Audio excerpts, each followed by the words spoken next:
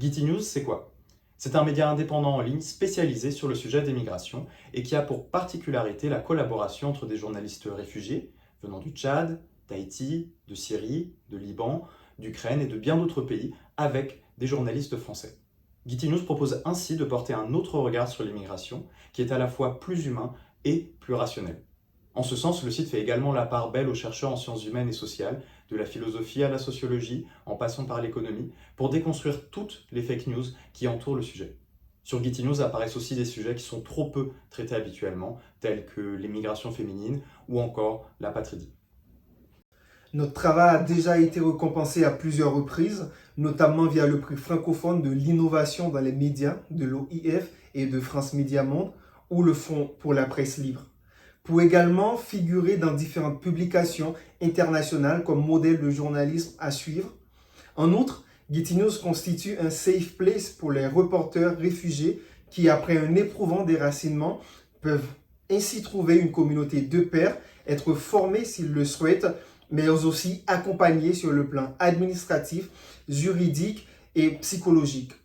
Car comme nombre de personnes exilées, les journalistes subissent un conséquent déclassement socio-professionnel. L'on estime aujourd'hui que seuls 5 à 10% des journalistes en exil continuent leur métier une fois arrivés en France. Getty News est le seul endroit dans l'Hexagone qui leur permet de poursuivre et de mettre en avant leur expertise. Cet accompagnement protéiforme, aucun autre média ou association ne le propose.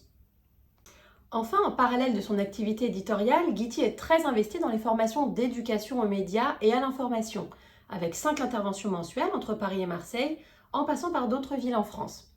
Nous intervenons principalement dans les collèges, parfois les primaires, notamment dans des dispositifs UPE2A ou NSA pour des élèves allophones récemment arrivés dans l'Hexagone et qui ne maîtrisent pas encore la langue française, mais aussi dans des CADA ou des foyers d'accueil.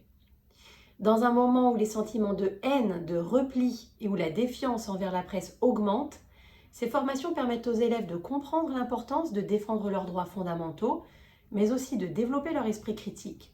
Nous intervenons donc beaucoup auprès d'un public adolescent en exil, parfois plus petit, afin de leur permettre de développer des compétences techniques, comme écrire un texte, monter une vidéo, analyser une image, mais aussi psychosociales à travers la prise de parole ou le travail en équipe qui leur permet de se sentir légitimes dans un pays où ils n'ont pas les codes.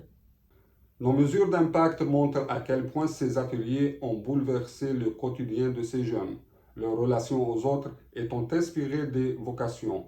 L'engouement est partagé par le corps professoral. Après chaque atelier, les établissements nous demandent de revenir. Nous nous réjouissons de ces réussites, mais comme de nombreux médias indépendants et d'associations, les freins sont réels. Instrumentalisation du sujet, viabilité économique. Mais c'est la première fois en 4 ans d'existence que Getty se trouve dans une telle précarité. La situation est urgente et si nous ne réunissons pas des fonds conséquents, nous n'existerons plus le mois prochain. Et c'est tout notre travail d'intérêt général qui disparaîtra avec nous. Alors, si vous croyez dans le journalisme libre et indépendant, dans l'insertion professionnelle, dans la formation des plus jeunes et dans l'importance d'une bonne intégration, soutenez-nous. Chaque don compte. Merci à vous.